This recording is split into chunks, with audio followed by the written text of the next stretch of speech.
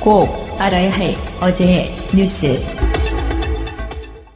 OECD 국가 중 우리나라의 삶의 질 순위는 29위에 불과합니다.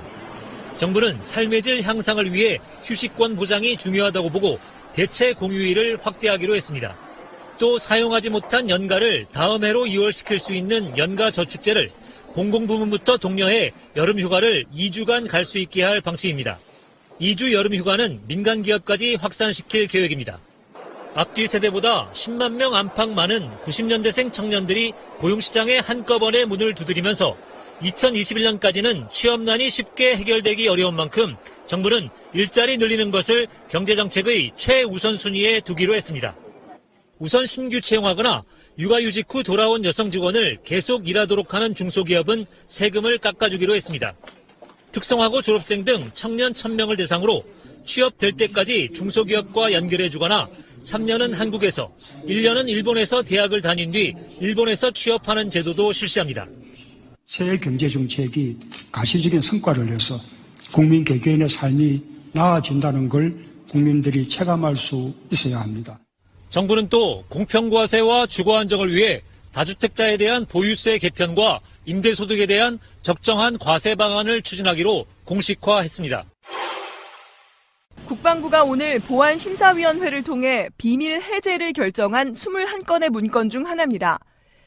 2012년 3월 총선을 한 달 앞둔 시점에 사이버사에서 작성된 2장짜리 문서로 김관진 전 장관이 결재했습니다. 총선까지 총력 대응에 나서겠다며 5단계 전략 계획을 보고합니다. 종북 위협을 전파하는 것은 물론 중도 오염을 차단하고 우익 결집을 보호하겠다는 내용이 포함되어 있습니다. 선거를 코앞에 두고 보수 성향의 여당을 돕겠다는 의도로 풀이되는 부분입니다. 실시간 대응으로 국내외 웹사이트와 소셜미디어 등의 우호 반응을 60% 이상 유지하겠다는 전략도 나와 있습니다.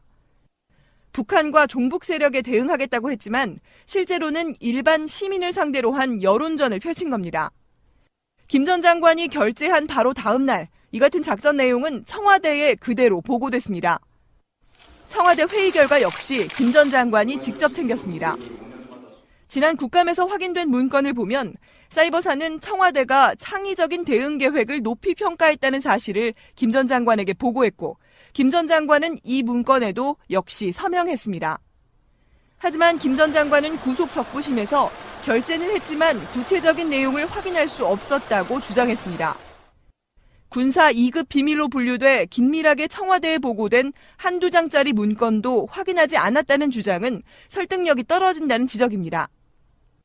이 같은 정황에도 불구하고 법원은 총선 심리전은 북한의 선거 개입에 대응하기 위한 것이었을 뿐이라는 김 전 장관의 주장을 받아들여 석방을 결정했습니다. 투표는 당원의 힘, 3분이면 충분하다는 문구가 담긴 사진 파일과 상세한 투표 안내문이 국민의당 당원들의 휴대전화에 배달됩니다. 바른정당과의 통합파가 전당원 투표를 독려하려고 만든 홍보물입니다. 하지만 통합 반대파는 투표 기간은 스팸 전화데이라면서 나쁜 투표와 나쁜 대표를 거부하자고 맞섰습니다. 양측 의원들도 분주하게 움직였습니다. 안철수 대표는 아예 바른정당을 찾아 통합 의지를 강하게 밝혔습니다. 통합이 양당이 생존하고 또 더 나아가서 대한민국을 바꿀 수 있다는, 역사를 바꿀 수 있다는 믿음이 있기 때문에 저는 제 가진 모든 것을 다 걸고 이 일을 추진하고 있습니다. 통합 반대파는 법원의 투표 금지 가처분 신청 기각 결정을 받아들인다면서도 여전히 투표의 법적 효력은 없다고 맞섰습니다. 당대표 재신임 투표는 결과에 상관없이 당을 분열시킬 뿐입니다. 통합 찬성파들이 주로 참여한 것으로 보이는 첫날, 투표율은 저녁 7시 현재 13%를 넘겼습니다. 방송 중간에 좋아요를 눌러주시면 새날팀들에게 큰 힘이 됩니다. 미리 감사합니다. 트위터가 진짜 언론입니다. 예, 일단 달력, 새날 달력에 대한 이야기 잠깐만 하겠습니다. 지금 새날 달력이 펀딩 말고 구입하는 용도로만 굉장히 많은 분들이 들어오고 있다고 하던데요. 펀딩할 때보다 추가 구매가 지금 확실히 더 많은 것 같아요. 그래서 부담스러웠던 거지. 사진 넣고 이런 게. 네, 그러셨나 봐요. 그래서 오히려 그냥 구매만 하시는 분들이 많아서 지금 새날베스트.com 들어가시면은 바로 구매도 가능하시고 그 입금 확인도 가능하시거든요. 그런데 지금 저희가 녹음 끝나고 택배 포장하고 해야 되는 게 있어서 약간씩 밀리고는 있는데 순차적으로 배송이 되고 있으니까요. 조금만 기다리시면 받아보실 수 있을 것 같습니다.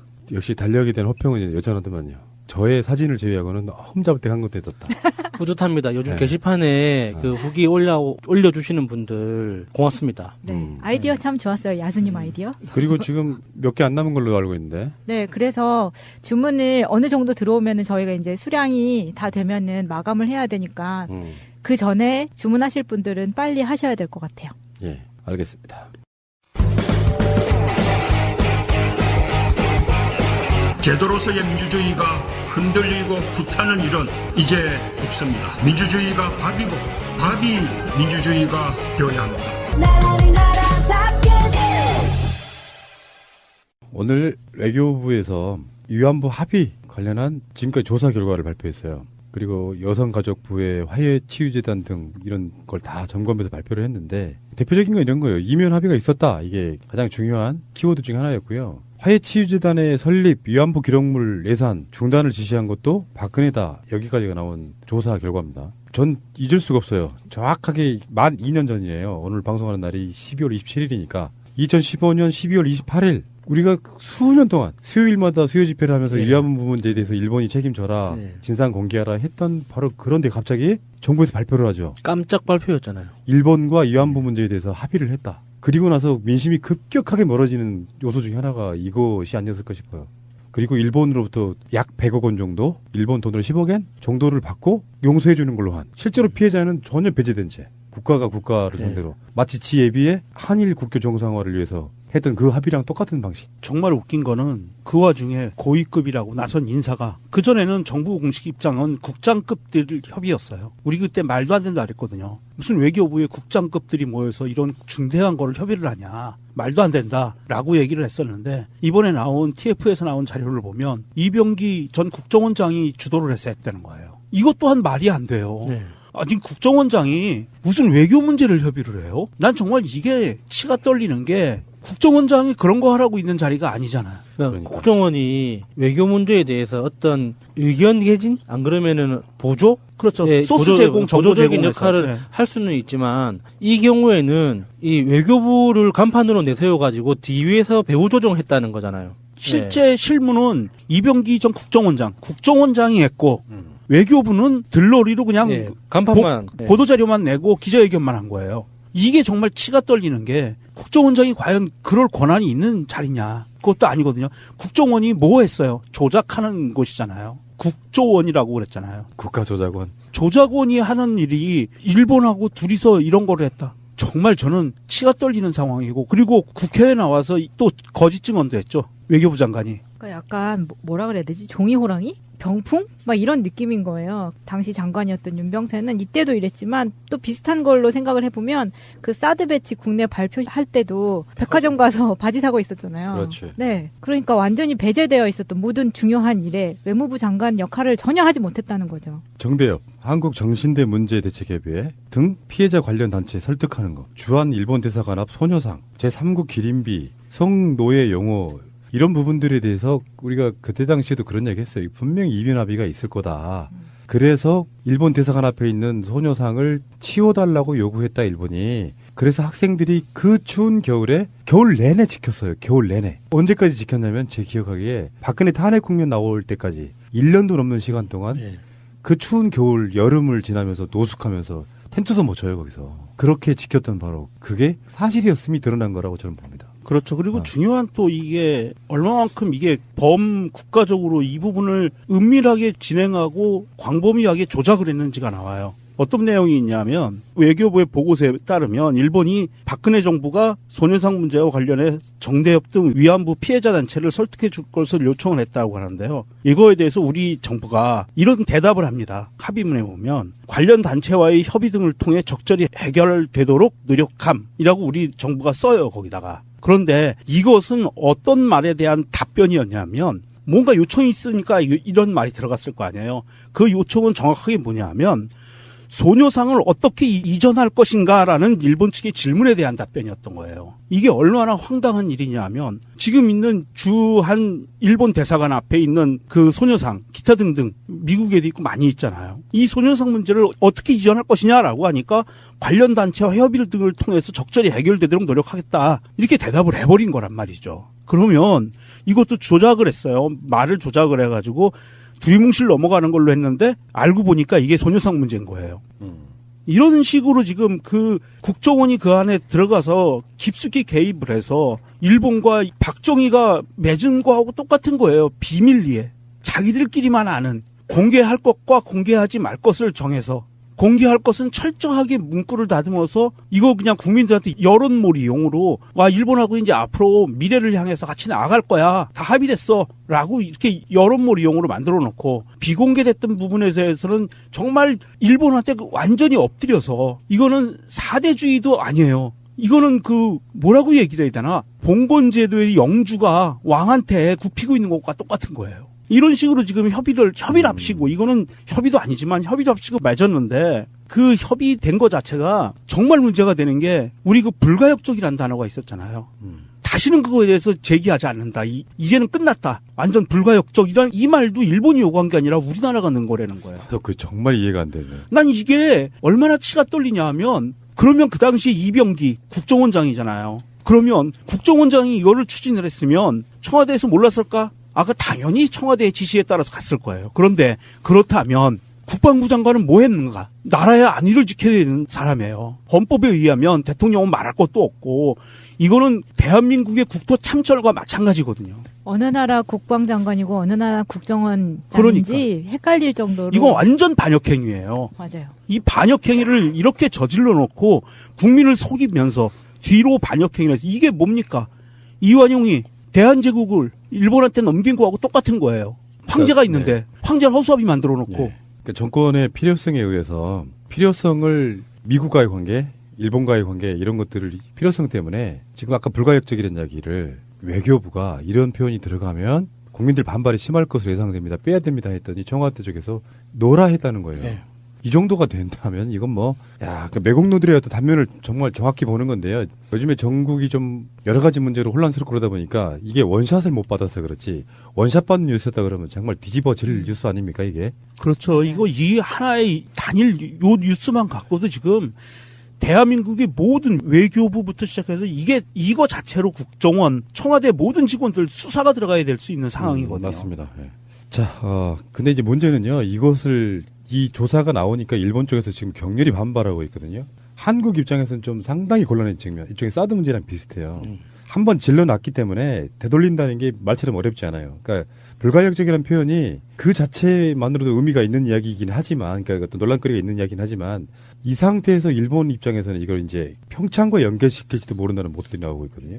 평창에 안 가, 니들 이러면. 이러면 상당히 곤란해지는 거예요. 그러니까 사드랑 약간 비슷한 게 예주 이런 게 없었다고 하면 문제가 안 될 문제잖아요. 그냥 한일 관계에서 관계는 유지하지만 위안부 문제에 대해서는 해결하지 않은 채로 뭔가 이렇게 소통을 하고 있는 관계까지의 문제가 아니라 국가와 국가대의 어떤 나름대로 조약이었기 때문에 이것을 이쪽 정권이 잘못했다고 해서 일본 입장에서는 한국이 이걸 뒤집는다고 하면 결국은 하나의 한국 정부가 두 가지 말 한 것밖에 안 되는 상태이기 때문에 곤란해진 상태라서 지금 강경화 외교부 장관의 입장도 굉장히 곤란해진 상황이에요. 조금이라도 우리나라 정부의 밝혀진 진상조사 결과이지 한국 정부의 시각은 아닐 수도 있다, 일치하지 않을 수도 있다라는 애매모호한 말로 지금 상황 자체를 어렵게 지금 헤쳐나가고 있는 그런 모습이 보이거든요. 이게 참 그게 정말 적절한 비유예요. 똥을 누가 싸요. 길거리에 싸질러 놨어. 누군가는 열심히 치우는 거예요. 근데 끝이 없는 거야 이게.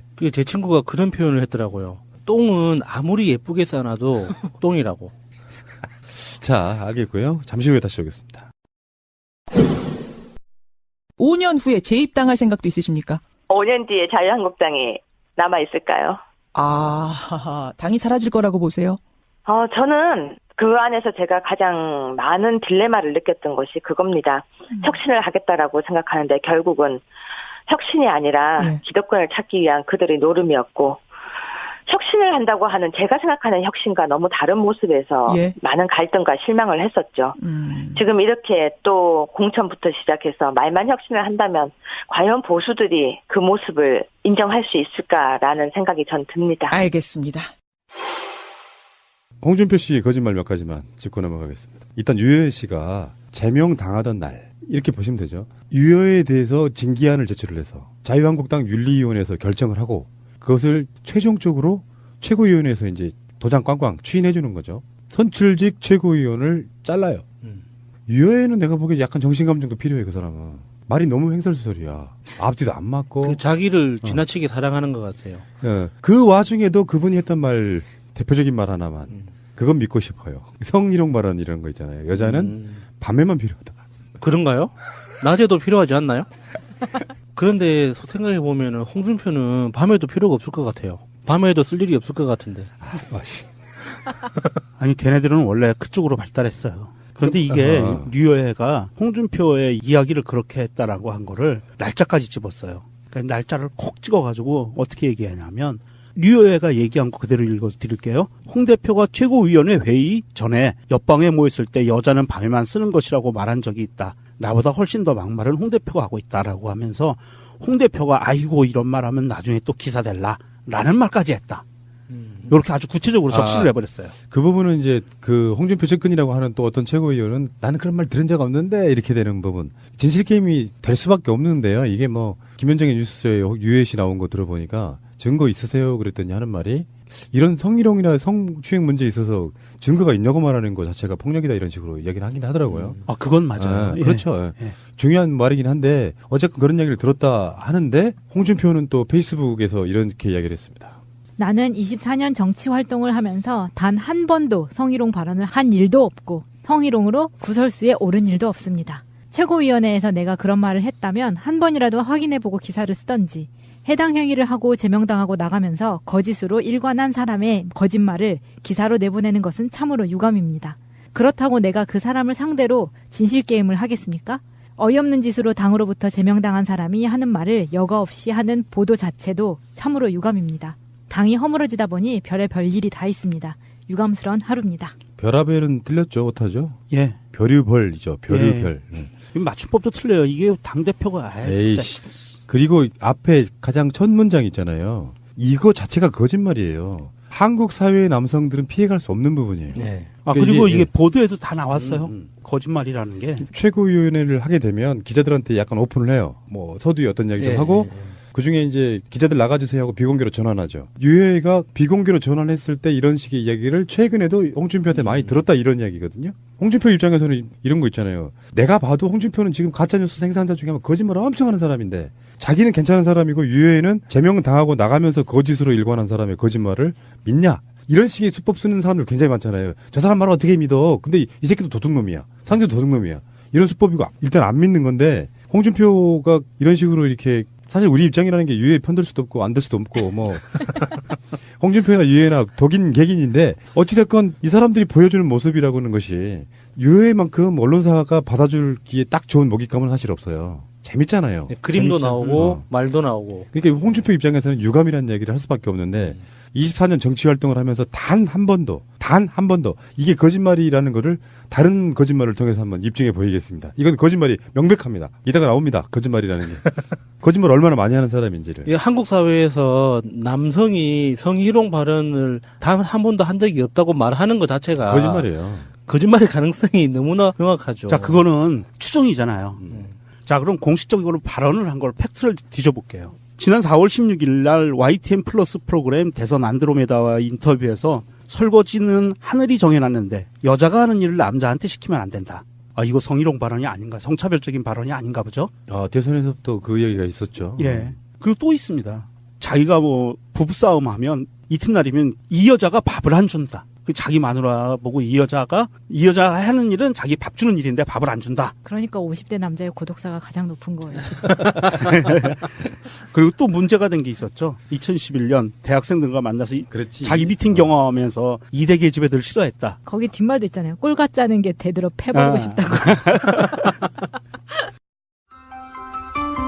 새가 날아든다는 여러분들의 하트를 먹고 삽니다. 잊지 않으셨죠?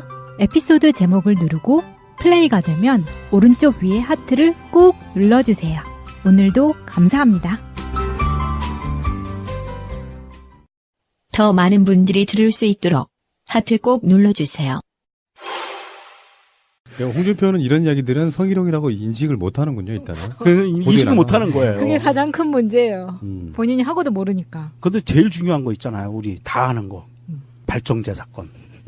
근데 그거는 뭐 정치 생활에 있었던 이야기는 사실 아니니까. 그거 보면 아니긴 하지만 가장 큰 이 사람의 인성이 형성되는 어린 시절에 20대니까 어린 시절은 아니지만 청년 시절에 이런 강간 모의까지 했다는 이런 인간이 사법고시를 붙어서 검사를 했다는 그리고 당대표를 하고 있다는 어쨌건 이렇게 해서 홍준표의 말은 우리가 믿을 수 없어요. 이따가 나온다니까요. 얼마나 거짓말을 밥 먹듯이 하는지를. 근데 문제는 유해가 이제 당을 또 쓸쓸히 떠나요. 무슨 드라마 찍는 것도 아니고 막 울었다가 뭐 그 김현정 뉴스서의 통화에서 보면 그 자료가 나갈 거예요. 자료로. 근데 거기에 그런 얘기가 나옵니다.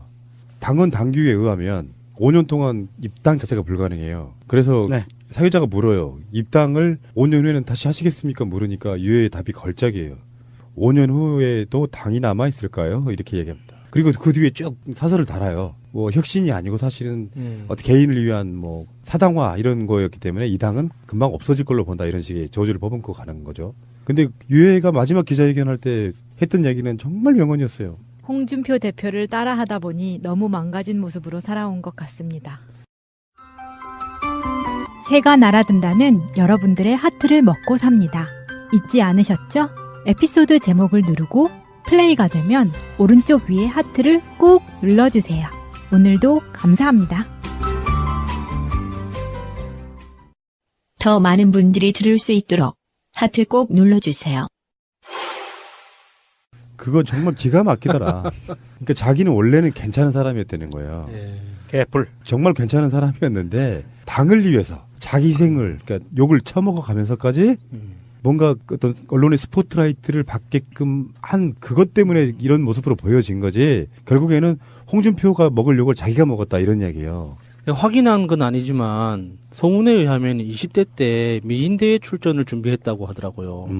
정상적인 사람은 아닌 것 같은데. 이보세요. 그게 성희롱 발언이에요. 이게 그러니까 기본적으로 법학 코스를 객관적인 팩트를 얘기하는 거예요. 법학 코스를 밟아온 사람이잖아요. 그래서 독일 유학 가서 박사학위까지 이렇게 받아온 사람인데. 난 그것도 의심스러워. 그렇게 공부한 사람들이 미인대회까지 출전을 욕심을 냈다는 것 자체가 정상적으로 보기는 힘들죠. 잠깐만. 우리가 대의를 위해서 한쪽에 줄을 섭시다. 양쪽 다 하는 방식으로는 어느 정도 누구에 데미지를 입힐 수가 없어. 자, 그래요. 제가 지금부터 데미지 입히고 싶은 사람이 유해인 사람 손들어. 없지? 그 유해를 잠깐만 쓰기로 우리가. 그래서 홍준표 따라다 망가졌다 이런 이야기도 했고요. 유해는 이제는 공식적으로 자유한국당을 출입할 수가 없어요. 기자회견할 장소가 없는 거지. 그래서 자기가 토크 콘서트라고 하는 자기 앞마당에서 한번 뭔가를 하겠다고 했다면 사람들은 잔뜩 기대를 했는데 막상 폭로한 게 없다면 양측이 되는 거죠. 홍준표가 성희롱 발언한 건 없나 보네 이렇게 받아들일 수 있어요. 어쨌건 유해라는 사람의 캐릭터가 정말 상상을 초월하는 것 같고요. 우리 역대 정말 가장 희화화된 캐릭터가 아닐까 싶기는 해요. 홍준표와 더불어. 스스로를 희화화시킨. 라이언의 명예도 훼손시켰죠. 근데 이거는 홍준표라고 하는 막상막하의 캐릭터가 없었다면 이건 이렇게 특이한 캐릭터가 안 나왔을 거예요. 유해의 말이 맞죠. 홍준표 따라하다 망가졌다는 것이 이런 게 있다. 여러분들 회사 같은 데 들어가 봤죠. 뭔가 일을 해본 적 있잖아요. 근데 창업해서 내가 처음부터 시작한 사람이면 약간 좀 다른데 중간에 들어가면은 그 모든 행위를 있잖아요. 나보다 먼저 들어온 사람들 행위를 보고 배워요. 똑같이 배워요. 그렇죠. 점심시간 1시간 그러니까 10분 전에 나가도 되는 건가? 다 나가. 그럼 나가게 되고 쓰레기 하나 버리는 거 이런 것들이 다 기존에 있던 선배들이 하는 거 그대로 따라하거든요. 그러니까 홍준표 같은 자가 막 이제 농이랍시고 막 지저분한 너저분한 이야기들 막 해요. 막 억지도 막 부리고 그러면 유해의 입장에서는 정치 완전 신입생이잖아요. 정치 자체를 해본 적이 없는 사람이잖아. 불과 6개월 정도밖에 안 되잖아요. 공식적으로 뭔가 하기에는 그런 사람이 봤을 때는 홍준표처럼 하면 되나 보다라는 인식이 그런 건 분명히 있었을 거라고 봐요. 사람 보는 눈이 없네. 롤모델을 그렇게 잡을 수가 있나요? 근데 정치적 경력도 없고 유해 입장에서는 전당대회 때 신발 벗어가면 노래 부르고 막 소리 꽤 지르고 하는 튀는 걸로 대중의 시선을 잡았고 자유한국당 사람들의 마음을 잡았기 때문에 최고위원회의에서도 항상 언론의 스포트라이트를 받는 일종의 스피커가 된 거예요. 자기 입장에서는 그렇게 할 수밖에 없었을 거라고 분명히 생각이 들고, 한편으로는 당을 위해서 그렇게 했을 거라는 이야기 저는 100% 틀렸다고 생각하지 않아요. 자기가 튀고 싶은 것도 있었겠지만 당에서도 이렇게 관심 받는 캐릭터가 있었잖아요. 뭐 비교는 완전히 약간 다릅니다만, 최고위원회에 들어갔는데 또는 누구누구의 SNS를 봤는데, 대표적인 예로 정청래 의원 같은 사람들 최고위원 할 때 한마디 한마디가 언론에 기사화되잖아요. 네.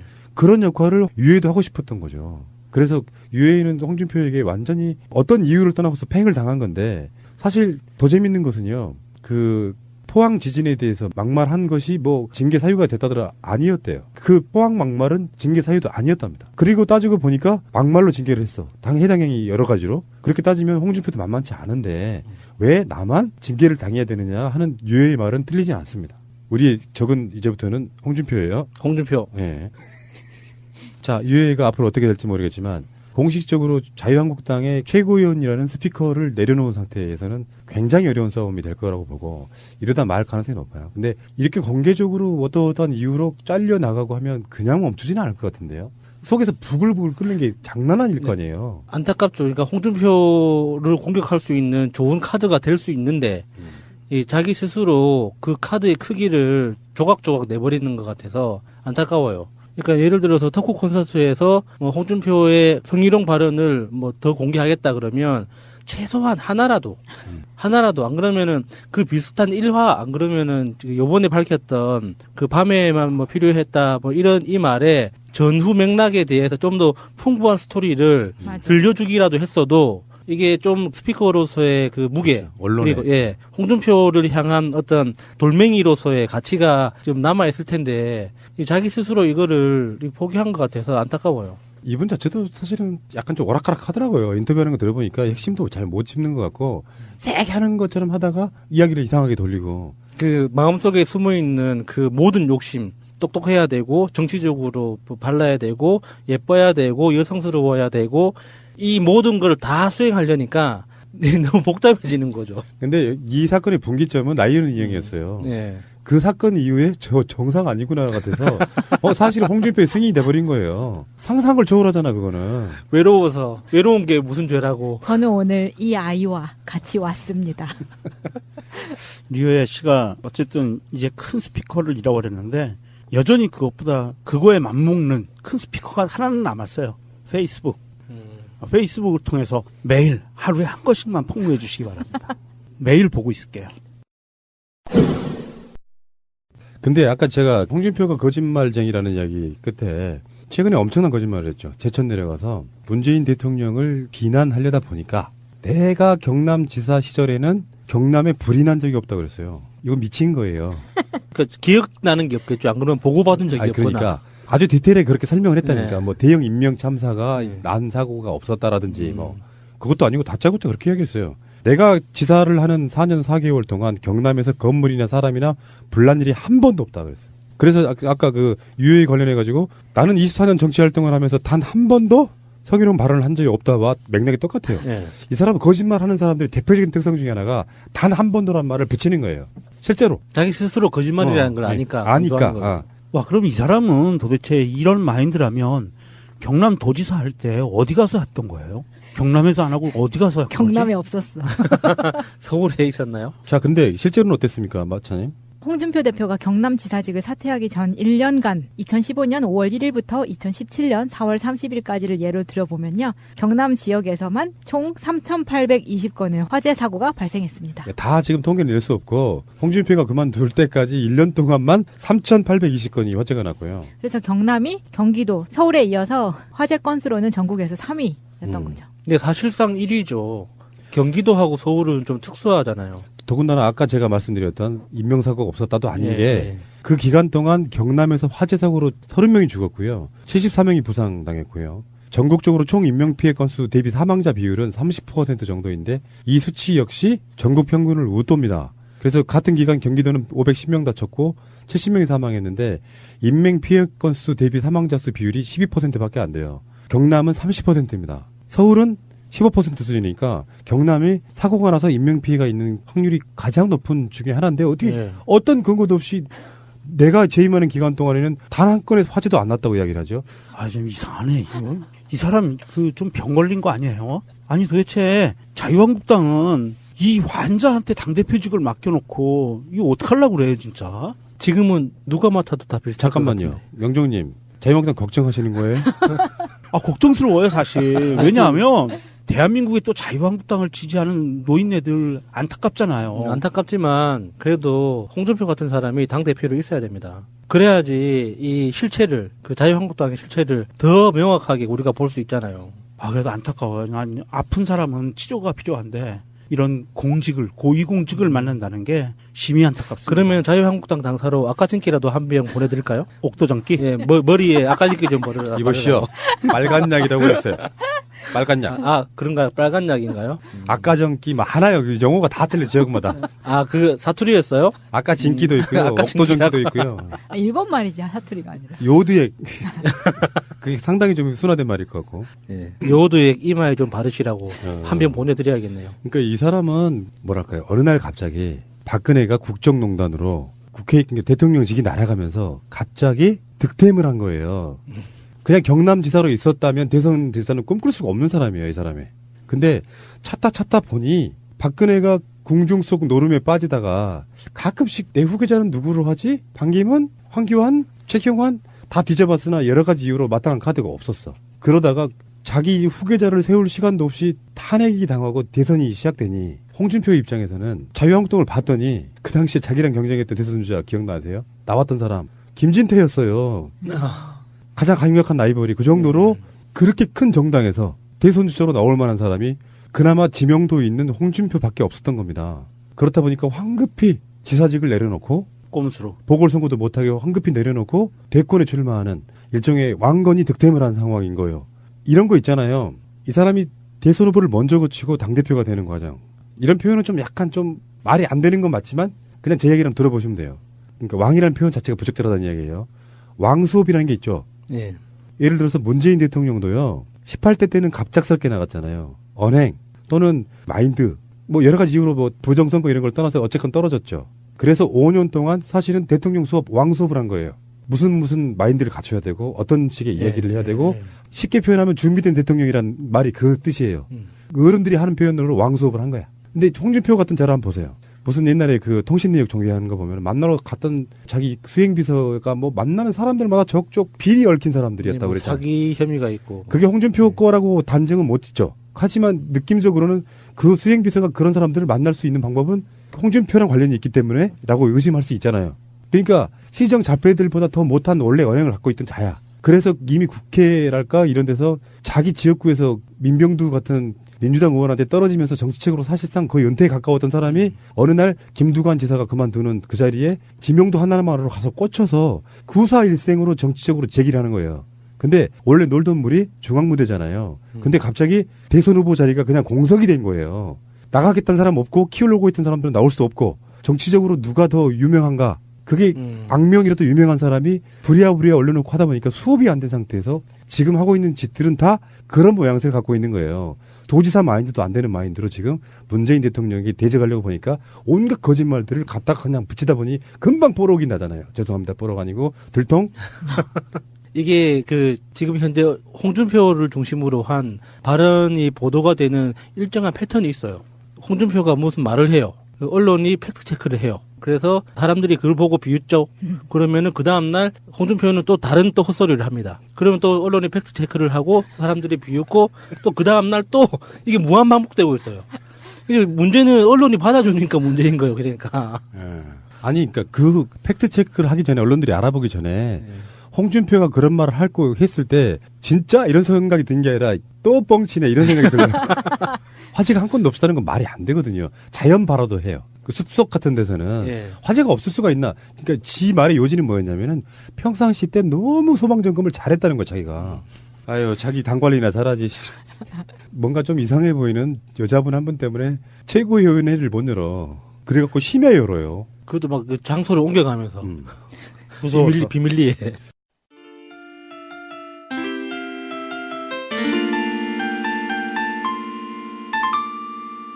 홍 대표는 후한무치와 배은망덕을 그대로 보여주는 것입니다.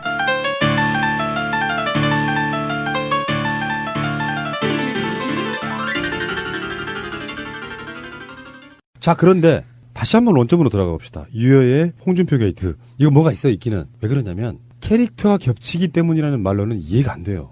예를 들어서 홍준표 입장에서 유여가 너무 마음에 들었다면 어떻게 했을까요? 당무 뭐 감사 이런 거 통해서 지역위원회 그 실적을 뺐잖아요. 네. 어떻게든지 구제해줬을 거예요. 맞아. 근데 그 이야기에 무슨 이야기가 나오냐면 점수 커트라인 이야기가 나와요. 네. 그러니까 그 커트라인 자체가 유여를 자르려고 만들었다는 거야. 유여의 주장에 의하면. 네. 그러니까 홍준표가 막 뭐 요즘에는 이제 뭐 여러 명이 하는 협의체에서 최고위원이라고 하지만 사실은 당대표의 입김이랄까 이런 게 가장 세거든요. 근데 지금 이렇게 강력하게 나가는 것도 보고 또 하나가 있어. 이런 게 있단 말이에요. 안상수가 지금 이제 창원시장이죠. 안상수하고 홍준표는 어마어마한 앙숙이었어요. 예전에 토론할 때 보면 당대표 선거를 나갈 때 보면 막 개새끼 지졌던 이야기부터 시작해가지고 근데 안상수가 창원시장으로 내려가요. 정치적으로 사실 그러니까 거의 은퇴 기로에 서 있다가 안상수 대표 기억 안 나요? 저기 포탄. 예. 보온상수. 보온상수 그렇지. 창원시장이 그 사람이잖아요. 그리고 홍준표가 나중에 공교롭게도 그 창원의 토총 수세지로 있는 경남지사로 가잖아요. 그때 두 사람이 최고위원과 당대표로 있던 시절이 있었어요. 그때 당대표가 안상수고 홍준표가 최고위원이었다고. 그때 격렬하게 그러니까 선거 전부터가 난타전이 붙어가지고 사사건건 당대표 모욕하는 말 되게 많이 했어요. 그때 안상수는 홍준표를 제명하지 못했죠. 지금 홍준표가 유해를 저렇게 잘라내는 게 과연 무슨 이유가 있을 것인가를 한번 조금만 이야기해보자는 거예요. 일단 불공정하기는 해. 지금 제가 아까 말씀드린 게 유해의 이야기예요. 홍준표가 네. 최고위원일 때는 당대표한테 아무리 되더라도 제명 이런 건 없었는데 왜 그렇게 됐냐. 말이 안 된다고 생각한다. 캐릭터 겹친다고 하는 건 우리들의 생각이고요. 정반대로 홍준표 입장에서 내가 맞을 비난의 화살을 유여이가 다 맞아주면 좋지. 뭐가 나빠요? 자유한국당 입장에서는 특히 홍준표 입장에서는 교통정리가 필요한 시점이었어요.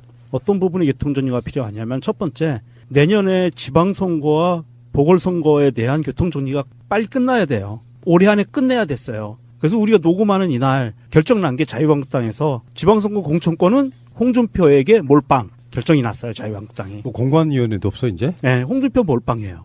자, 그렇다고 봤을 때 홍준표가 류여회를 많이 키워준 거는 사실인데 이게 류여회가 너무 심하게 막말을 하면서 자기의 아성을 위협했던 것 같아요. 첫 번째가. 특히 서초 같은 경우에 지역구. 거기를 홍준표가 누군가를 넣어서 뭔가 자기의 그 정치적 입지를 자기 밑에서 자기를 도와줄 사람이 필요한데 제가 보기에는 이제 이 바른정당하고 손잡을 것 같은데 그쪽에 그 지원군을 만들고 싶은데 류여회가 너무 더 크면 잘라내질 못하는 거예요. 그렇게 봤을 때 저는 홍준표가 굉장히 머리를 써서 누군가를 영입해서 그 자리에 앉히려고 이거 저도 잘라낸 것 같고요. 저도 비슷한 생각을 했는데 이번에 조직혁신위원장하고 인재영입위원장 이런 그 인사도 단행을 했잖아요. 그런데 눈에 띄었던 게 인재영입위원장을 홍준표 스스로 자기가 맡았어요. 그러면 그 누군가를 이제 공천을 하든 영입을 해서 공천 프로세스에 집어넣든 간에 이 유여해라는 사람이 자기의 어떤 인재영입 제안의 가치를 떨어뜨릴 수 있다고 생각할 수 있는 거죠.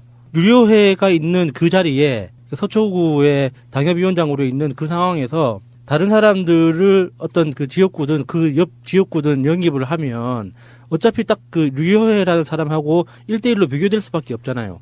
그러면 영입을 하고 싶은 그 사람의 급이 자연스러워 떨어지는 거예요. 자동적으로. 그러니까 그런 측면에서 봤을 때 차라리 그 류여의 자리를 아예 없앤 상태에서 새롭게 다진다는 의미로 인재를 영입한다면 홍준표 입장에서는 면이 서거든요. 그러니까 나도 그 생각해봤는데 사실은 어떻게 진짜 중요한 사람이 들어오지 않는 이상 그냥 일반 당협위원장이고 현역도 아닌 상황이라면 그냥 쉽게 물갈이해도 그렇게 큰 잡음 안 나요. 근데 최고위원인 사람을 그것도 온갖 막말로 이제 쫓아낼 때 명분이겠죠. 온갖 막말로 그래도 언론의 스포트라이트를 받아주는 이 사람을 잘라내는 것이 얼만큼 내가 모시고 싶어하는 어떤 사람보다 훨씬 더 그같이 모시고 싶어하는 사람의 가치가 크기 때문에 잡음을 무릅쓰고라도 너무 커버린 스피커가 커져버린 그렇지 않아도 스피커가 커진 사람을 잘라내는 게 그거 아니었겠느냐. 그러니까 홍준표가 그 다음에 당협위원장을 누구로 찍느냐 이게 답이 나오겠지만 이런 것 같아요. 겉으로 보여주는 친한 모습. 연예인들도 그렇잖아요. 동료들끼리 같은 그룹인데 친하다. 속마음으로는 정말로 싫어하고 있었던 저거 정말 개념 없네 하고 있었던 그런 사람이었을 가능성이 높아요. 그러니까 떡볶이에 제사 지내버린 거예요. 이런 거 있잖아. 당은 명분이라는 게 있거든. 조직을 강화하고 혁신하고 새로운 누군가를 영입하고 이게 중요하지 뭐. 선당후사란 말은 오랫동안 정당계에서 회자되어 온 가장 최고의 가치 이런 건데 유해 같은 뭔가 좀 잡스러운 그런 캐릭터를 하나 놓치는 거 잘라내더라도 거기에 모셔야 될 사람이 엄청난 비중이 있었던 건 사실인 것 같다. 그러니까 차라리 이혜훈 의원처럼 예를 들어서 이제 막 그 정계에 데뷔한 유해 씨가 이혜훈 씨의 캐릭터였다고 생각해 보세요. 바로 키울 수 있어요. 계속 언론에 노출시키고 이게 당 차원에서 어떤 정치적 급을 맞추는데 활용할 수 있거든요. 근데 류혜일 씨는 스스로 실패한 거예요. 너무 자기 값어치를 너무 값싸게 이렇게 추락시켜 버려가지고 필요가 없어진 거죠. 자, 그리고 하나 더 썰. 저번에 했던 썰이기도 한데 진짜로 사생활을 어느 정도 이렇게 노출이 돼가지고 만약에 유해가 더 커졌는데 그 사생활이 스캔들로 번지면 당에 치명적일 수 있다. 이런 시각도 전혀 배제할 수는 없다고 봐요. 궁금하네요, 그 썰. 아이, 설마. 그래도 최고위원식이나 했던 사람이. 아니, 지저분한 개인 이보세요. 사생활이. 영정님, 이보세요. 있으면 감사한데. 근데 저번에도 설마. 안 해주셨는데. 아니, 오늘 이야기까지 그 해보니까 더 나는 그게 심증이 가는데 뭐냐면. 궁금해요. 빠기친 상태에서 홍준표 대표가 했던 성희롱성 막말을 공개할 거야. 딜이 들어왔을 수도 있죠. 아, 그건 들이 들어왔을 것 같아요. 예. 근데 먼저 알고 계시면서 얘기하시는 건가요? 전 저번부터 되게 아니. 궁금했는데. 그건 알 수가 없는데 뉘앙스라는 게 있잖아. 그런 식으로 잘려 나가고 막 주막집 주모란 소리 듣고 자기가 공 열심히 들였어. 수년간 한 건 아니지만 꽤 오랜 시간 동안 압축적으로 유명해지기도 했고. 예. 근데 그 사람 입장에서 그렇게 떨고져 나가는 것도 억울한 일이라니까. 여기 당대표 집 앞에 찾아가고 하는 게 대부분 다 그런 게 있어요. 막 몇 년 동안 지역 관리를 했어요. 몇 년은 아니겠다. 지금 강남에 가면은 이종구라는 사람이 바른정당에서 왔고 꽂혀야 되는데 그 몇 개월 동안 이제 탄핵 당하고 나서 이제 새롭게 당협위원장 하려고 하는 사람들 입장에서는 그 당협위원장이 바뀌었어요. 그러면 소관리를 엄청 한다니까요. 그게 이런 거 있잖아요. 왜 분에 못 이기는 상황. 여러분도 가끔씩 저의 그런 모습 볼 때 있잖아요.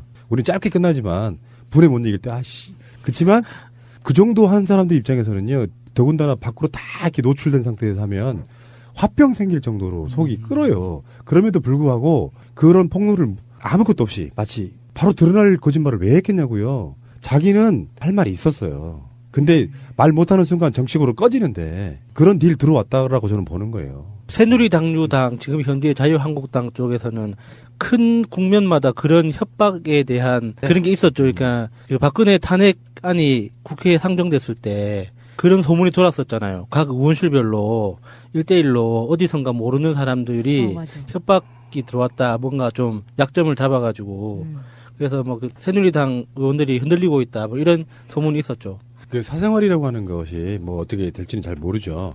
그게 이제 어떤 게 진실일지는 모르지만 결정적인 폭로가 없었다고 하면 전 궁금해요. 네. 사생활이 저 같은 경우에는 사생활은 저녁을 김밥집에서 먹었나 육개장집에서 먹었나 이런 게 사생활이거든요. 깨끗해. 아, 그만. 우리의 타겟은 홍준표라니까. 홍준표의 사생활은 뭘까? 홍준표는 사실은 지금은 그래도 상당히 유효한 타격 능력이 있는 무기예요. 그리고 유해는 그냥 장난감 같은 거예요. 장난감 무기. 같은 무기라도 우리가 지금 타겟팅해야 될 거는 유해가 좀만 도와준다면 홍준표가 저격이 대상이 돼야죠. 왜 유해를 지금 이미 유해는 아웃됐잖아요. 정치적으로 어떤 님도 발휘 못해요 지금 현재는. 그리고 벌 받은 거지. 진짜로 하늘의 벌을 받은 건 유해입니다. 그 하늘이 홍준표 씨를 무기 삼아서 유해를 응징하는 건 좀 그러네요. 그 박근혜 씨가 구치소에서 열심히 기도해서 하늘이 감동을 받았나요? 아니지. 그렇게 하면은 홍준표가 벼락을 맞아야 되는데. 그러네. 그런데. 그럼 하늘이 노했나? 왜 그런 유머 있잖아. 하느님이 나쁜 놈을 맞추려고 벼락을 딱 쐈는데 다른 사람이 맞은 거야. 조준 실패? 그래서 하느님이 한마디 했잖아. 그러잖아. 존나 안 맞네.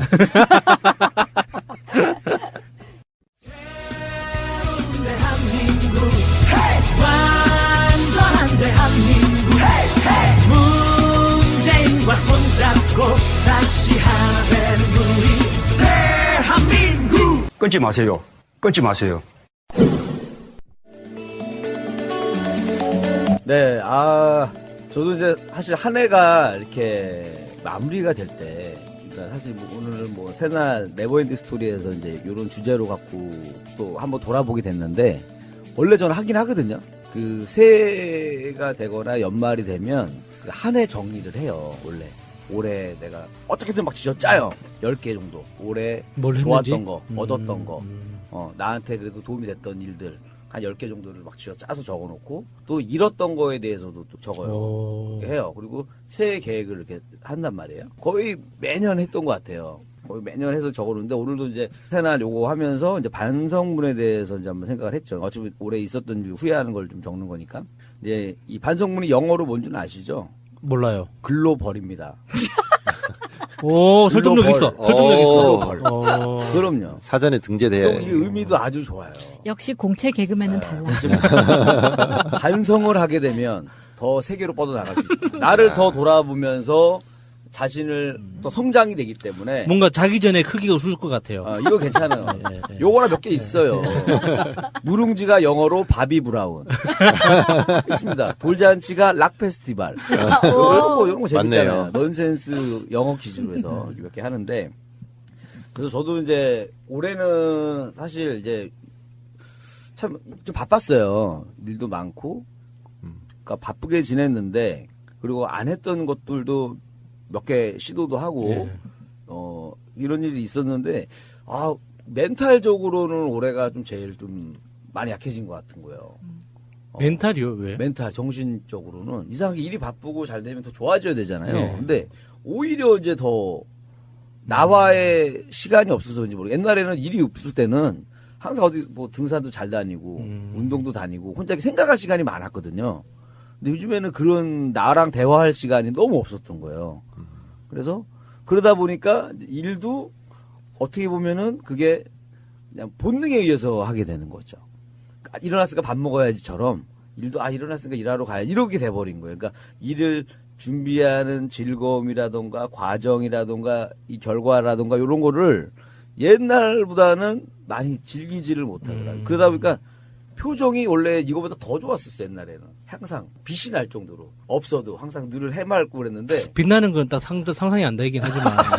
네. 근데 많이 이게 지금 표정이 안 나는 얼굴, 무뚝뚝해져 가고 있고, 점점, 제가 행사할 때도 보면 이제 검사분들이라던가 약간 좀 남을 부리는 직업에 계신 분들이 표정들이 별로 없어요. 굳어가 있어요. 그러니까 막 선생님들 중에서도 아이들 좋아하는 선생님들은 인상이 좋아요. 근데 아이들 별로 안 좋아하고 그냥 이렇게 일로 생각하시는 분들은 잘 웃지도 않아요. 이렇게 웃으려고 해도 어색하거든요. 안철수 얼굴 같이? 실망입니다. 그렇죠. 변했잖아요. 안철수 변했어요. 얼굴 예전에랑 지금하고 보면 많이 달라졌어요. 목소리도 달라졌지만 잘 웃지 않아 그리고. 네, 얼굴이 바뀌었어요. 웃음이 사라졌어요. 그래서 제가 이제 약간 그런 상태에 대해서 뭐가 문제인가에 대해서 생각을 해봤어요. 그러니까 1차적으로는 일단 아까 운동 얘기하셨잖아요. 운동을 안 하는 것도 큰 이유 중에 하나가 되는 것 같아요. 그러니까 기분이 이게 만회가 안 되는 거예요. 이렇게. 그러니까 기분이 떨어졌는데 영화를 보고 뭘 해도 영화는 2시간 좋고 끝나잖아요. 근데 운동은 생각보다 오래 가는 것 같더라 느낌에. 그러니까 제가 저 스스로가 잘하고 있다고 느끼는 것 중에 하나가 제가 이제 굉장히 심각한 우울증 때문에 몇 번 고생을 한 적이 있었거든요. 그때마다 항상 마지막 처방은 운동이었어요. 운동. 그래서 저는 뭔가 좀 나도 모르게 며칠 연속으로 기분이 너무 다운되고 뭔가 좀 움직이기 싫고 귀찮은 느낌이 들잖아요. 무조건 나갑니다. 그래서 산책이라도 해요. 산책이라도 하고 나면 정말 진짜 사람 마음이라는 게 종이장 같아요. 그래서 산책을 하고 나면 기분이 달라집니다. 달라지죠. 예. 또 입맛도 또 돌고. 입맛은 항상 좋은데. 입맛은 항상 좋고. 그러니까 찬바람을 쐬면서 뭔가 그러니까 등산도 좋고 아니면 아예 그냥 진짜 운동 무거운 거 들고 뭐 그다음에 끝나고 샤워하고 그거를 안 한 지가 제가 이제 운동을 하다가 안 한 게 한 4-5개월 됐거든요.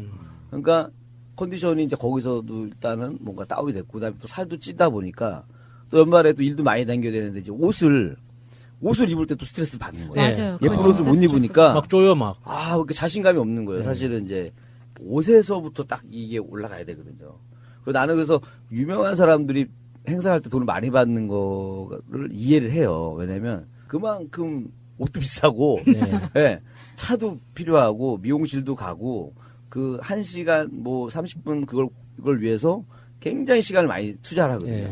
그리고 좋은 걸로, 다 취장을 하고 간단 말이에요.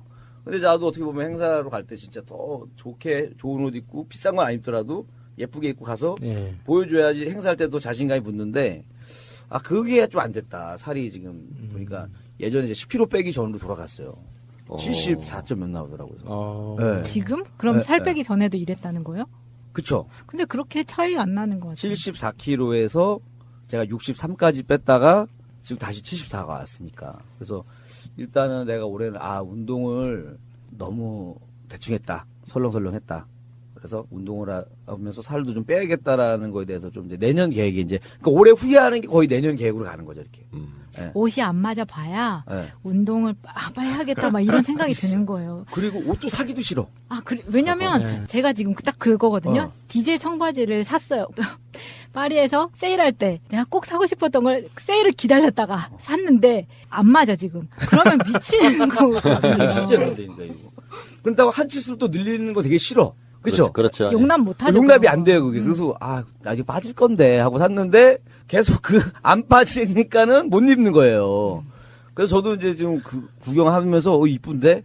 입으려고 하면, 꽉 낄 것 같은 거예요. 그러니까, 아예 사질 않거든요. 그러니까 옷 안 산 지도 꽤 오래됐어요. 그래서, 일단은 살 빼는 거에 대해서 일단은 좀 고민을 좀 많이 하고 있고, 첫 번째가 그거였고, 두 번째가 또 뭔가 가만히 봤더니, 이제, 감사하는 마음이 좀 많이 사라졌다.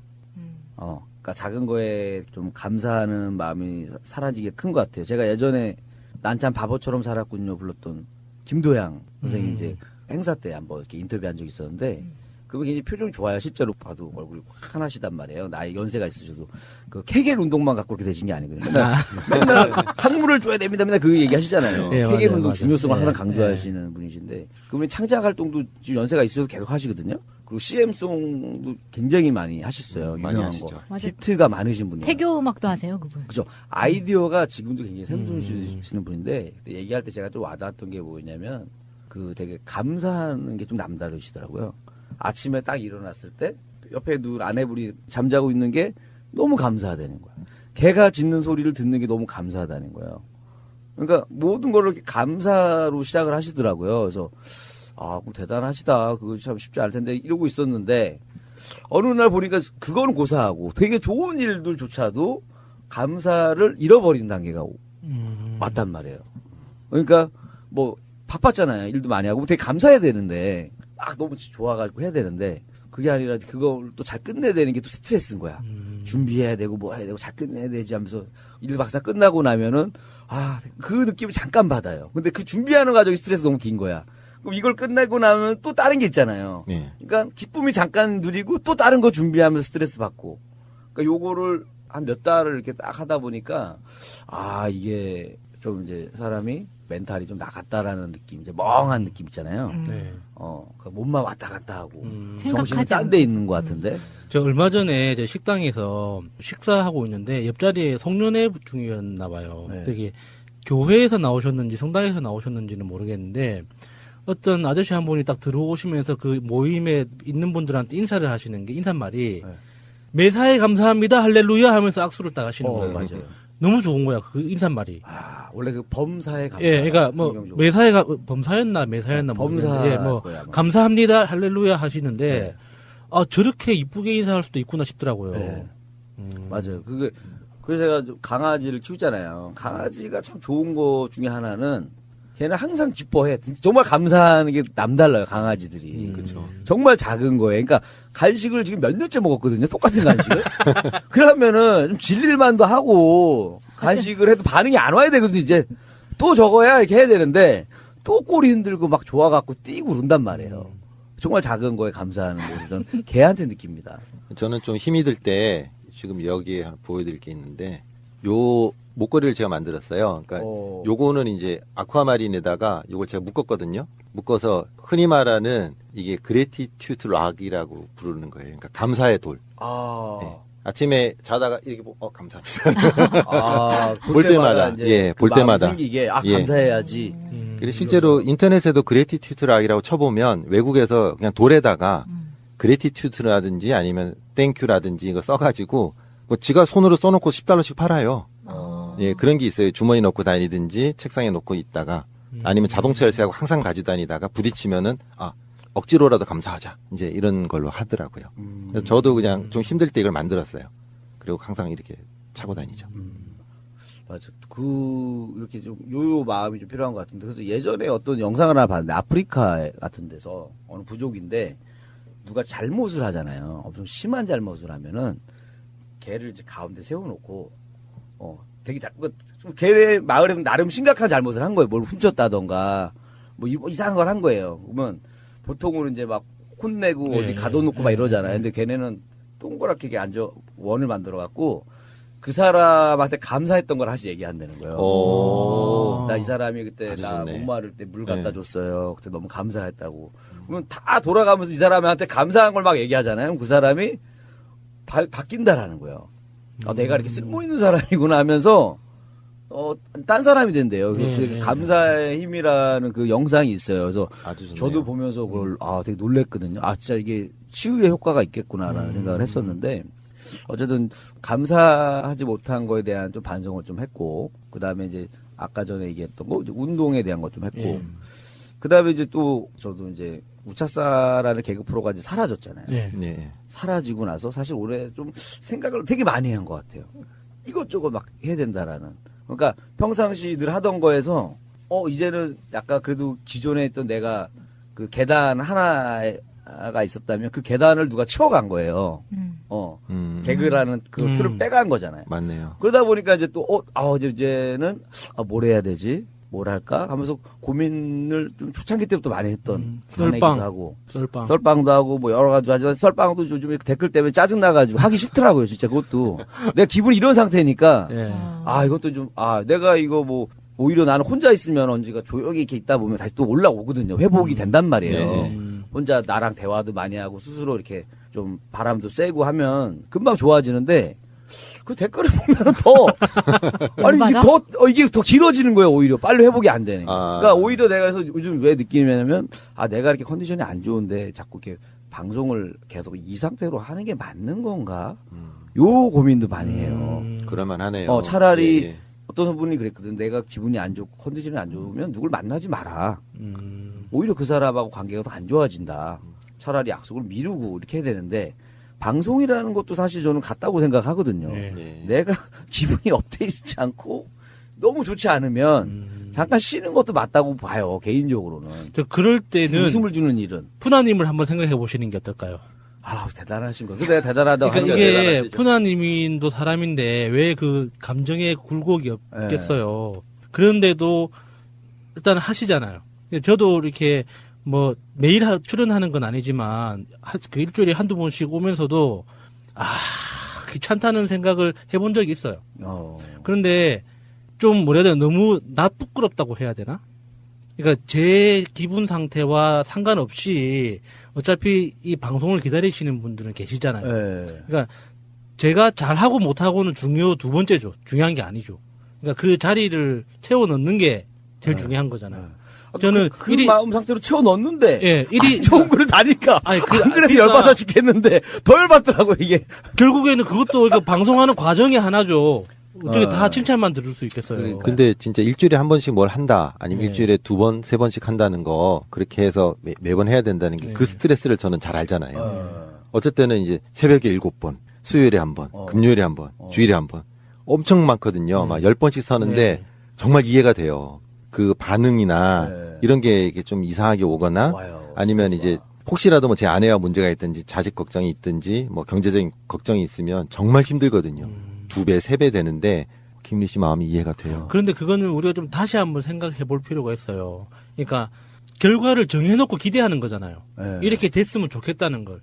그러니까 나한테 욕을 하는 사람이 있든 나를 칭찬하는 사람이 있든 그게 내가 진행하는 일의 하나의 과정인 거지. 그러니까 그게 칭찬하는 사람이 있으면은 좋은 결과인 거고 욕하는 사람이 있으면은 잘못된 거고 이렇게 판단을 하는 거면 좀 약간 착각일 수 있는 거죠. 근데 나는 이렇게 생각하는데 그 욕을 하더라도 비판을 하는 건 좋아요. 그러니까 어느 정도 이렇게 예의를 갖춰서 하는 비판은 괜찮은데 예의가 없는 비판들이 있어요. 저는 사람을 그래도 나름 인격적으로 대해주려고 되게 노력을 많이 하는데 왜냐하면 너무나 이게 여기가 그게 심한데요. 인기와 천지 차이가 나는 데서 살아요. 그리고 맞아요. 저보다도 인기가 없는 친구들도 너무나 많고 나보다 높이 있는 애들도 너무 많아요. 그래서 이 친구들을 저도 항상 볼 때 그래도 인격적으로 다 이게 항상 생각을 하고 대해야 한단 말이에요. 후배들이라고 하더라도 그래서 후배들한테 막 심하게 한 적이 없단 말이에요. 그러니까 이렇게 대하였는데 여기서 내가 대하는 방식과 너무 다른 대하는 방식으로 나타나니까 아우 기분이 나쁘더라고요 이게. 그래서 내가 아까 뭐 김대범 그 친구는 먼저 경험을 해서 인터넷에서 자기도 옛날에 그랬었다는 얘기도 많이 하고 그랬었는데 그래서 이제 요즘에 이제 그런 것들 그래서 이것도 야 이거 감사의 힘으로 넘겨야 되느냐 아니면 이런 사람들은 더 독하게 해서 얘기를 해야 되느냐. 그러니까 여러 가지로 막 고민을 좀 많이 하는 그 단계에서 그래서 이제 일단은 올해는 아까 우리 뭐 시작할 때 마차님의 그 한숨 소리가 저는 이해가 됐거든요. 라이브로 한번 들려줘. 아까 한숨 소리. 아까 한숨 소리가 있잖아요.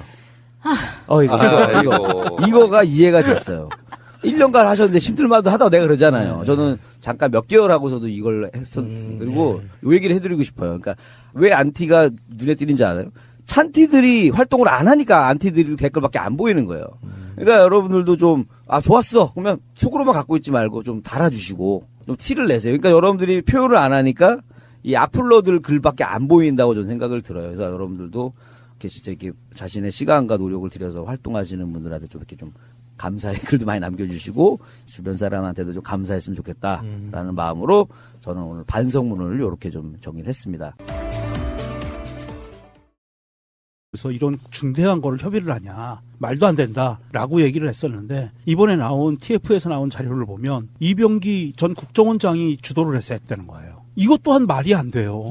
아니 국정원장이 무슨 외교 문제를 협의를 해요? 난 정말 이게 치가 떨리는 게 국정원장이 그런 거 하라고 있는 자리가 아니잖아요. 그러니까 국정원이 외교 문제에 대해서 어떤 의견 개진? 안 그러면은 보조? 그렇죠. 소스 제공, 정보 보조적인 역할을 할 수는 있지만 이 경우에는 이 외교부를 간판으로 내세워가지고 뒤에서 배후 조정했다는 거잖아요. 실제 실무는 이병기 전 국정원장이 했고 외교부는 들러리로 그냥 간판만 보도자료만 내고 기자회견만 한 거예요. 이게 정말 치가 떨리는 게 국정원장이 과연 그럴 권한이 있는 자리냐. 그것도 아니거든요. 국정원이 뭐 했어요? 조작하는 곳이잖아요. 국조원이라고 그랬잖아요. 국가조작원. 조작원이 하는 일이 일본하고 둘이서 이런 거를 했다. 정말 저는 치가 떨리는 상황이고 그리고 국회에 나와서 또 거짓 증언도 했죠. 외교부 장관이. 그러니까 약간 뭐라 그래야 되지? 종이 호랑이? 병풍? 막 이런 느낌인 거예요. 당시 장관이었던 윤병세는 이때도 이랬지만 또 비슷한 걸로 생각을 해보면 그 사드 배치 국내 발표할 때도 백화점 가서 바지 사고 있었잖아요. 그렇지. 네. 그러니까 완전히 배제되어 있었던 모든 중요한 일에 외무부 장관 역할을 전혀 하지 못했다는 거죠. 정대협, 한국정신대 문제대책협의회 등 피해자 관련 단체 설득하는 것, 주한 일본 대사관 앞 소녀상, 제3국 기린비, 성노예 용어 이런 부분들에 대해서 우리가 그때 당시에도 그런 얘기 했어요. 분명히 이변 합의가 있을 거다. 그래서 일본 대사관 앞에 있는 소녀상을 치워달라고 요구했다, 일본이. 그래서 학생들이 그 추운 겨울에 겨울 내내 지켰어요. 겨울 내내. 언제까지 지켰냐면 제 기억하기에 박근혜 탄핵 국면 나올 때까지 1년도 넘는 시간 동안 그 추운 겨울 여름을 지나면서 노숙하면서 텐트도 못 쳐요, 거기서. 그렇게 지켰던 바로 그게 사실이었음이 드러난 거라고 저는 봅니다. 그렇죠. 그리고 중요한 또 이게 얼마만큼 이게 국가적으로 이 부분을 은밀하게 진행하고 광범위하게 조작을 했는지가 나와요. 어떤 내용이 있냐면 외교부의 보고서에 따르면 일본이 박근혜 정부가 소녀상 문제와 관련해 정대협 등 위안부 피해자 단체를 설득해 줄 것을 요청을 했다고 하는데요. 이거에 대해서 우리 정부가 이런 대답을 합니다. 합의문에 보면 관련 단체와의 협의 등을 통해 적절히 해결되도록 노력함이라고 우리 정부가 써요. 거기다가. 그런데 이것은 어떤 말에 대한 답변이었냐면 뭔가 요청이 있으니까 이런 말이 들어갔을 거 아니에요. 그 요청은 정확하게 뭐냐면 소녀상을 어떻게 이전할 것인가라는 일본 측의 질문에 대한 답변이었던 거예요. 이게 얼마나 황당한 일이냐면 지금 있는 주한 일본 대사관 앞에 있는 그 소녀상 기타 등등 미국에도 있고 많이 있잖아요. 이 소녀상 문제를 어떻게 이전할 것이냐라고 하니까 관련 단체와 협의 등을 통해서 적절히 해결되도록 노력하겠다. 이렇게 대답을 해버린 거란 말이죠. 그러면 이것도 조작을 했어요. 말을 조작을 해가지고 두리뭉실 넘어가는 걸로 했는데 알고 보니까 이게 소녀상 문제인 거예요. 이런 식으로 지금 그 국정원이 그 안에 들어가서 깊숙이 개입을 해서 일본과 박정희가 맺은 거하고 똑같은 거예요. 비밀리에. 자기들끼리만 아는 공개할 것과 공개하지 말 것을 정해서 공개할 것은 철저하게 문구를 다듬어서 이거 그냥 국민들한테 여론몰이용으로 와 일본하고 이제 앞으로 미래를 향해서 같이 나아갈 거야 다 합의됐어라고 이렇게 여론몰이용으로 만들어 놓고 비공개됐던 가장 많은 딜레마를 느꼈던 것이 그겁니다. 혁신을 하겠다라고 생각하는데 결국은 혁신이 아니라 기득권을 찾기 위한 그들의 노름이었고 혁신을 한다고 하는 제가 생각하는 혁신과 너무 다른 모습에서 많은 갈등과 실망을 했었죠. 지금 이렇게 또 공천부터 시작해서 말만 혁신을 한다면 과연 보수들이 그 모습을 인정할 수 있을까라는 생각이 전 듭니다. 알겠습니다. 홍준표 씨 거짓말 몇 가지만 짚고 넘어가겠습니다. 일단 유효혜 씨가 제명당하던 날 이렇게 보시면 되죠. 유효에 대해서 징계안을 제출을 해서 자유한국당 윤리위원회에서 결정을 하고 그것을 최종적으로 최고위원회에서 이제 도장 꽝꽝 추인해 주는 거죠. 선출직 최고위원을 잘라요. 유효에는 내가 보기에 약간 정신감정도 필요해. 그 사람은 말이 너무 횡설수설이야. 앞뒤도 안 맞고 자기를 지나치게 사랑하는 것 같아요. 예. 그 와중에도 그분이 했던 말 대표적인 말 하나만 그건 믿고 싶어요. 성희롱 발언 이런 거 있잖아요. 여자는 밤에만 필요하다. 그런가요? 낮에도 필요하지 않나요? 그런데 생각해보면 홍준표는 밤에도 필요가 없을 것 같아요. 밤에도 쓸 일이 없을 것 같은데. 아니 걔네들은 원래 그쪽으로 발달했어요. 그런데 이게 류여해가 홍준표의 이야기를 그렇게 했다라고 한 거를 날짜까지 집었어요. 그러니까 날짜를 콕 찍어가지고 어떻게 얘기하냐면 류여해가 얘기한 거 그대로 읽어드릴게요. 홍 대표가 최고위원회 회의 전에 옆방에 모였을 때 여자는 밤에만 쓰는 것이라고 말한 적이 있다. 나보다 훨씬 더 막말은 홍 대표가 하고 있다라고 하면서 홍 대표가 아이고 이런 말 하면 나중에 또 기사 될라 라는 말까지 했다. 이렇게 아주 구체적으로 적시를 해버렸어요. 그 부분은 이제 그 홍준표 측근이라고 하는 또 어떤 최고위원은 나는 그런 말 들은 적 없는데 이렇게 되는 부분. 진실 게임이 될 수밖에 없는데요. 이게 뭐 김현정의 뉴스에 유해 씨 나온 거 들어보니까 증거 있으세요? 그랬더니 하는 말이 이런 성희롱이나 성추행 문제에 있어서 증거가 있냐고 말하는 것 자체가 폭력이다 이런 식으로 이야기를 하긴 하더라고요. 아, 그건 맞아요. 그렇죠. 중요한 말이긴 한데 어쨌든 그런 이야기를 들었다 하는데 홍준표는 또 페이스북에서 이렇게 이야기를 했습니다. 나는 24년 정치 활동을 하면서 단 한 번도 성희롱 발언을 한 일도 없고 성희롱으로 구설수에 오른 일도 없습니다. 최고위원회에서 내가 그런 말을 했다면 한 번이라도 확인해보고 기사를 쓰던지 해당 행위를 하고 제명당하고 나가면서 거짓으로 일관한 사람의 거짓말을 기사로 내보내는 것은 참으로 유감입니다. 그렇다고 내가 그 사람을 상대로 진실게임을 하겠습니까? 어이없는 짓으로 당으로부터 제명당한 사람이 하는 말을 여과 없이 하는 보도 자체도 참으로 유감입니다. 당이 허물어지다 보니 별의 일이 다 있습니다. 유감스러운 하루입니다. 별아별은 틀렸죠. 어떡하죠? 예. 별유별이죠. 별유별. 맞춤법도 틀려요. 이게 당대표가 진짜. 그리고 앞에 가장 첫 문장 있잖아요. 이거 자체가 거짓말이에요. 한국 사회의 남성들은 피해갈 수 없는 부분이에요. 아, 그리고 이게 보도에도 다 나왔어요. 거짓말이라는 게. 최고위원회를 하게 되면 기자들한테 약간 오픈을 해요. 뭐 서두에 어떤 이야기 좀 하고 그중에 이제 기자들 나가주세요 하고 비공개로 전환하죠. 유해가 비공개로 전환했을 때 이런 식의 이야기를 최근에도 홍준표한테 많이 들었다 이런 이야기거든요. 홍준표 입장에서는 이런 거 있잖아요. 내가 봐도 홍준표는 지금 가짜뉴스 생산자 중에 거짓말을 엄청 하는 사람인데 자기는 괜찮은 사람이고 유해는 제명당하고 나가면서 거짓으로 일관한 사람의 거짓말을 믿냐? 이런 식의 수법 쓰는 사람들 굉장히 많잖아요. 저 사람 말을 어떻게 믿어? 근데 이 새끼도 도둑놈이야. 상대도 도둑놈이야. 이런 수법이고 일단 안 믿는 건데 홍준표가 이런 식으로 이렇게 사실 우리 입장이라는 게 유해에 편들 수도 없고 꼭 알아야 할 어제의 뉴스. OECD 국가 중 우리나라의 삶의 질 순위는 29위에 불과합니다. 정부는 삶의 질 향상을 위해 휴식권 보장이 중요하다고 보고 대체 공휴일을 확대하기로 했습니다. 또 사용하지 못한 연가를 다음 해로 이월시킬 수 있는 연가 저축제를 공공부문부터 독려해 여름휴가를 2주간 갈 수 있게 할 방침입니다. 2주 여름휴가는 민간기업까지 확산시킬 계획입니다. 앞뒤 세대보다 10만 명 안팎 많은 90년대생 청년들이 고용시장에 한꺼번에 문을 두드리면서 2021년까지는 취업난이 쉽게 해결되기 어려운 만큼 정부는 일자리 늘리는 것을 경제정책의 최우선순위에 두기로 했습니다. 우선 신규 채용하거나 육아휴직 후 돌아온 여성 직원을 계속 일하도록 하는 중소기업은 세금을 깎아주기로 했습니다. 특성화고 졸업생 등 청년 1000명을 대상으로 취업될 때까지 중소기업과 연결해주거나 3년은 한국에서, 1년은 일본에서 대학을 다닌 뒤 일본에서 취업하는 제도도 실시합니다. 새 경제정책이 가시적인 성과를 내서 국민 개개인의 삶이 나아진다는 걸 국민들이 체감할 수 있어야 합니다. 정부는 또 공평과세와 주거 안정을 위해 다주택자에 대한 보유세 개편과 임대소득에 대한 적정한 과세 방안을 추진하기로 공식화했습니다. 국방부가 오늘 보안심사위원회를 통해 비밀 해제를 결정한 21건의 문건 중 하나입니다. 2012년 3월 총선을 한 달 앞둔 시점에 사이버사에서 작성된 2장짜리 문서로 김관진 전 장관이 결재했습니다. 총선까지 총력 대응에 나서겠다며 5단계 전략 계획을 보고합니다. 종북 위협을 전파하는 것은 물론 중도 오염을 차단하고 우익 결집을 보호하겠다는 내용이 포함되어 있습니다. 선거를 코앞에 두고 보수 성향의 여당을 돕겠다는 의도로 풀이되는 부분입니다. 실시간 대응으로 국내외 웹사이트와 소셜미디어 등의 우호 반응을 60% 이상 유지하겠다는 전략도 나와 있습니다.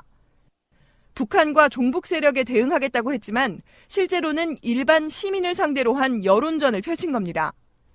김 전 장관이 결재한 바로 다음 날 이 같은 작전 내용은 청와대에 그대로 보고됐습니다. 청와대 회의 결과 역시 김 전 장관이 직접 챙겼습니다. 지난 국감에서 확인된 문건을 보면 사이버사는 청와대가 창의적인 대응 계획을 높이 평가했다는 사실을 김 전 장관에게 보고했고 김 전 장관은 이 문건에도 역시 서명했습니다. 하지만 김 전 장관은 구속 적부심에서 결재는 했지만 구체적인 내용을 확인할 수 없었다고 주장했습니다. 군사 2급 비밀로 분류돼 긴밀하게 청와대에 보고된 한두 장짜리 문건도 확인하지 않았다는 주장은 설득력이 떨어진다는 지적입니다. 이 같은 정황에도 불구하고 법원은 총선 심리전은 북한의 선거 개입에 대응하기 위한 것이었을 뿐이라는 김 전 장관의 주장을 받아들여 석방을 결정했습니다. 투표는 당원의 힘, 3분이면 충분하다는 문구가 담긴 사진 파일과 상세한 투표 안내문이 국민의당 당원들의 휴대전화에 배달됩니다. 바른정당과의 통합파가 전당원 투표를 독려하려고 만든 홍보물입니다. 하지만 통합 반대파는 투표 기간은 스팸 전화데이라면서 나쁜 투표와 나쁜 대표를 거부하자고 맞섰습니다. 부분에 대해서는 정말 일본한테 완전히 엎드려서 이거는 사대주의도 아니에요. 이거는 뭐라고 얘기를 해야 되나? 봉건제도의 영주가 왕한테 굽히고 있는 것과 똑같은 거예요. 이런 식으로 지금 협의를 합치고, 이거는 협의도 아니지만 협의를 합치고 맺었는데, 그 협의된 것 자체가 정말 문제가 되는 게, 우리 불가역적이라는 단어가 있었잖아요. 다시는 그거에 대해서 제기하지 않는다. 이제는 끝났다. 완전 불가역적이란 이 말도 일본이 요구한 게 아니라 우리나라가 넣은 거라는 거예요. 그 정말 이해가 안 되네. 난 이게 얼마나 치가 떨리냐 하면, 그러면 그 당시에 이병기 국정원장이잖아요. 그러면 국정원장이 이거를 추진을 했으면 청와대에서 몰랐을까? 그 당연히 청와대의 지시에 따라서 갔을 거예요. 그런데 그렇다면 국방부 장관은 뭐 했는가? 나라의 안위를 지켜야 되는 사람이에요. 헌법에 의하면 대통령은 말할 것도 없고 이거는 대한민국의 국토 참철과 마찬가지거든요. 어느 나라 국방장관이고 어느 나라 국정원장인지 헷갈릴 정도로. 이거 완전 반역행위예요. 맞아요. 이 반역행위를 이렇게 저질러 놓고 국민을 속이면서 뒤로 반역행위를 해서 이게 뭡니까? 이완용이 대한제국을 일본한테 넘긴 거하고 똑같은 거예요. 황제가 있는데 네. 황제는 허수아비 만들어 놓고. 네. 그러니까 정권의 필요성에 의해서 필요성을 미국과의 관계, 일본과의 관계 이런 것들을 필요성 때문에 지금 아까 불가역적이라는 이야기를 외교부가 이런 표현이 들어가면 국민들 반발이 심할 것으로 예상됩니다. 빼야 됩니다 했더니 청와대 쪽에서 노라 했다는 거예요. 네. 이 정도가 된다면 이건 그러니까 매국노들의 어떤 단면을 정말 정확히 보는 건데요. 요즘에 전국이 좀 여러 가지 문제로 혼란스럽고 그러다 보니까 이게 원샷을 못 받아서 그렇지 원샷 받는 뉴스였다 그러면 정말 뒤집어질 뉴스 아닙니까 이게? 그렇죠. 이거 이 하나의 단일 요 뉴스만 갖고도 지금 대한민국의 모든 외교부부터 시작해서 이거 자체로 국정원, 청와대 모든 직원들 수사가 들어가야 될 수 있는 상황이거든요. 맞습니다. 네. 자, 근데 이제 문제는요. 이 조사가 나오니까 일본 쪽에서 지금 격렬히 반발하고 있거든요. 한국 입장에서는 좀 상당히 곤란한 측면. 이쪽에 사드 문제랑 비슷해요. 한번 질러놨기 때문에 되돌린다는 게 말처럼 어렵지 않아요. 그러니까 불가역적이라는 표현이 그 자체만으로도 의미가 있는 이야기이긴 하지만, 그러니까 어떤 논란거리가 있는 이야기긴 하지만 이 상태에서 일본 입장에서는 이걸 이제 평창과 연결시킬지도 모른다는 모습들이 나오고 있거든요.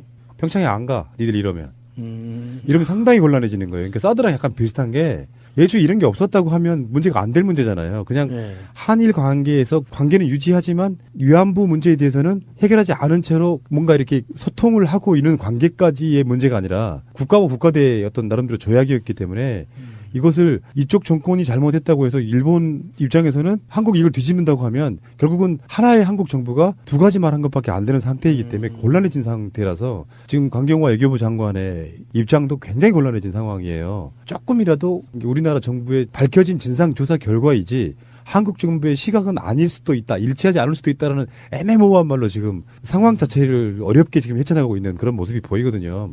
이게 참 그게 정말 적절한 비유예요. 똥을 누가 싸요. 길거리에 싸질러 놨어.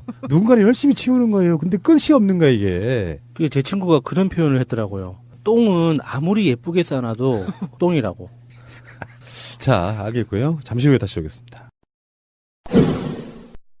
5년 후에 재입당할 생각도 있으십니까? 5년 뒤에 자유한국당이 남아있을까요?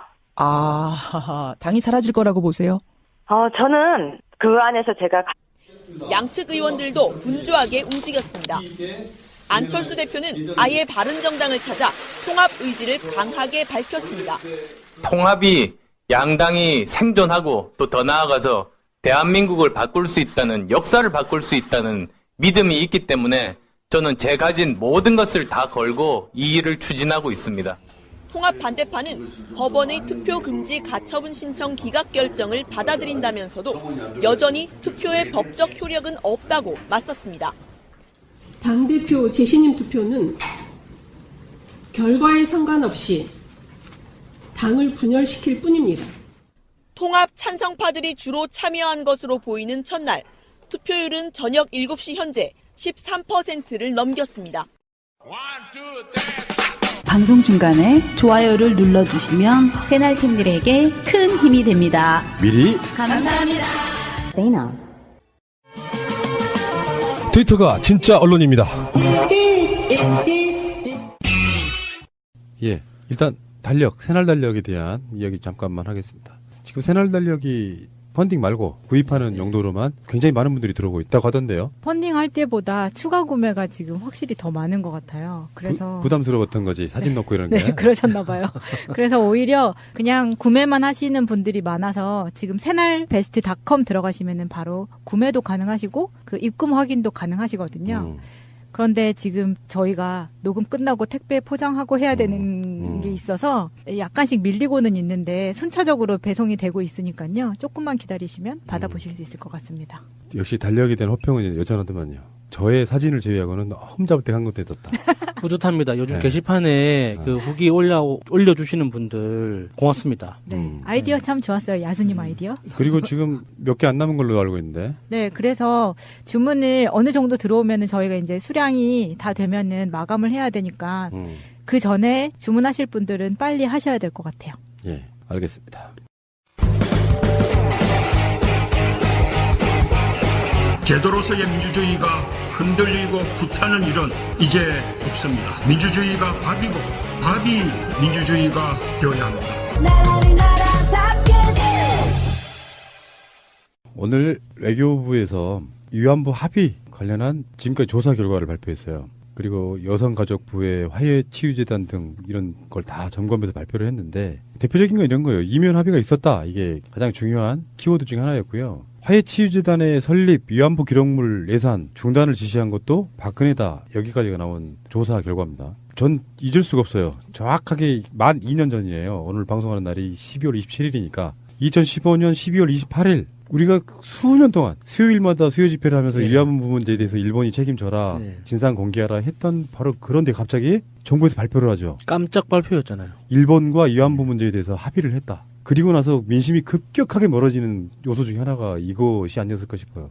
그리고 일본으로부터 약 100억 원 정도, 일본 돈으로 10억엔 정도를 받고 용서해 주는 걸로 한, 실제로 피해자는 전혀 배제된 채 국가가 국가를 상대로 마치 지 예비의 한일 국교 정상화를 위해서 했던 그 합의랑 똑같은 방식. 정말 웃긴 거는 그 와중에 고위급이라고 나선 인사가 그전에는 정부 공식 입장은 국장급들 협의였어요. 우리 그때 말도 안 된다 그랬거든요. 무슨 외교부의 국장급들이 모여